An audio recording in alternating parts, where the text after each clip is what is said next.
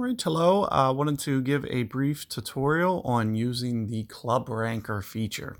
So you'll see that in the Courses tab here, or Tournament tab, once you click on a hole, you will see that I'm able to pull up this info button in the bottom. There will be guides to go to the YouTube, and there will also be the club suggestions. So once I pop open these club suggestions, it will analyze the bag that I have selected. So up at the top here, you will see bags, and any bag that you load in can be accessed and viewed. So here you can see as I make a switch to the bag, my rankings change based on the clubs. And as I position from front, middle, or rear tee box, you'll see that the values also change. You'll also see that certain clubs have bold text where it's highlighted black. What that's going to mean is there's specifically a case written for that shot for that hole. So as you scan through holes, so I can basically just swipe left or right to be able to pull up new holes. I don't have to close this menu every time. And as I want to switch through bags, for instance, you'll see that it's going to always update the club types.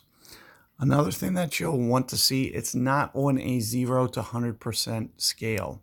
So you won't see that all the values fall into that range. So here you'll see that certain things fall below, like rocket.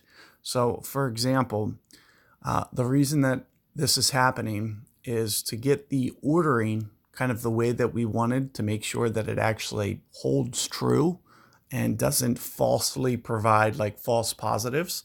We had to write in specific cases for, let's say something doesn't have enough, top spin to power ratio to where, especially on the rear tee box, that you're going to be able to get through it with a lot of the wins. So if that's the case, we had to make sure that stuff gets penalized. Similarly, if, let's think about things like Tsunami. We need to keep Tsunami from artificially ranking higher than things like B52, for instance. So as I scan through here, and you see that I have a Tsunami 6, for example, you'll see that it doesn't artificially become one of the best. It's kind of right in kind of this mid category here of clubs, and the Goliath is just a little bit better for this hole, and the B52 is obviously better because the accuracy plus backspin combination, it all is enough to get through the hole. So there's no point to use a Tsunami, which has less ball guide for this hole. But length can also be an issue here. So that's one of the reasons that you see it kind of comparing with B52. The backbone here is because the extra 8 yards that you get can actually come into play. So we had to give that some value as well. But you'll see overall that this is a very resourceful tool. And, anything that's not highlighted is just using the base case. So you have to assume that, you probably won't be in those surfaces, but if you are, it goes ahead and analyzes and puts in just a basic case when they're not highlighted. Other than that, pay attention to things that are, maybe 1 or 2 point differences, or even up to 3, 4, 5 points. It's really not going to make too much of a difference when it's that close. So if you have things in your bag that look statistically close to one another, then there's really not a lot that's going to kind of penalize you if you choose one or the other. It's going to be pretty much personal preference more than anything. So, for example, I go back to the rear tee box here, and you'll see that I have 3 or 4 clubs here on the Woods case that are all very, very close. You also see that the Rocket 10 and the Thor's Hammer 6 are also very, very close because backspin can be very useful for this hole from the rear tee deck. That's the reason that it's faring so well. And also you'll see that some of these values go into the negative and they're very spaced out. It's going to kind of show you that, you know, the top 3 clubs definitely to be using kind of fall to the top with the driver there. But as I move to other, you'll see that it'll deselect those drivers, so it won't be influenced for this hole, and you should never need to use it for those cases. Similarly, as I move between bags, you'll see that it just updates the bag, and it might update your ranking system. If I was to put on my main bag, you'll see that things start to shift a little bit.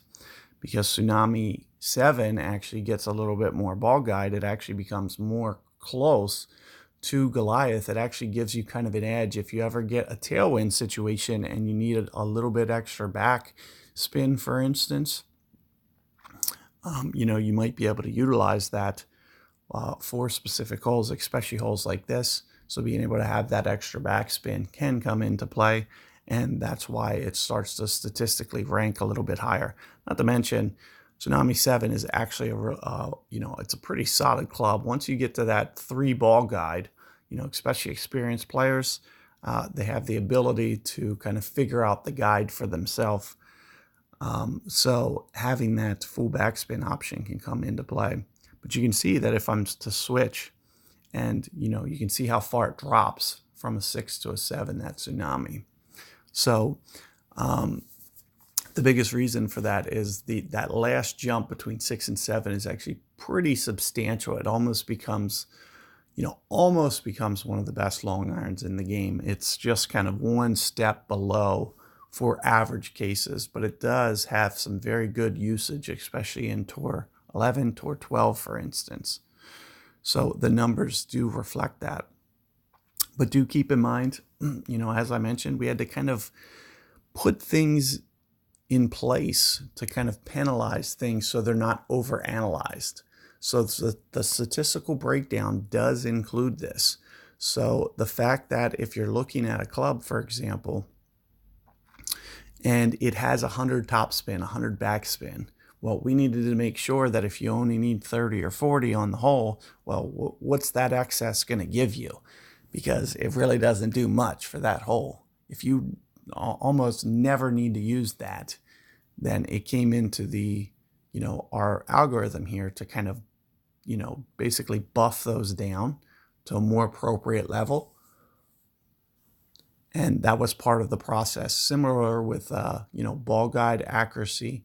They have their own kind of weights, so to speak, as to how important they are for the hole. And similar, if something doesn't meet a certain power requirement, it also needed to be penalized. So we made sure to make sure that that's factored in, and that's why you'll see some of the numbers fall out of the scale. Try not to get too worried about a number system. We could have put something in place to basically reorder these and put them on an appropriate scale, but it's all just guessing anyway.